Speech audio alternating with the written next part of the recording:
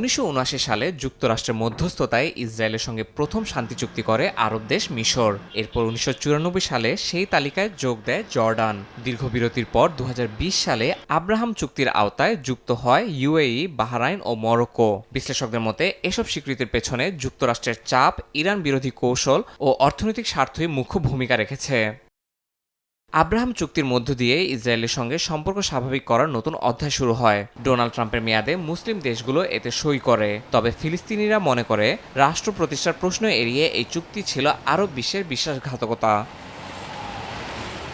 Lebanon ও সিরিয়ার একই পথে হাঁটার গুঞ্জন শোনা গেলেও কোনো ইতিবাচক ফলাফল আসেনি। সম্প্রতি ইসরায়েলের সঙ্গে সৌদি আরবের সম্পর্ক স্বাভাবিকের গুঞ্জন শোনা গেলেও শর্ত পেশ করেছে রিয়াদ। আঞ্চলিক এই পরাশক্তি জানিয়েছে, ফিলিস্তিনি রাষ্ট্র প্রতিষ্ঠার রূপরেখা না থাকলে সম্পর্ক স্বাভাবিক হবে না। ওয়াশিংটন আশা করেছিল আব্রাহাম চুক্তি ছড়িয়ে পড়বে অন্যান্য আরব রাষ্ট্রেও। এরই মধ্যে আজারবাইজান সহ কিছু এশীয় দেশের সঙ্গে এ নিয়ে আলোচনা চলছে বলেও খবর এসেছে।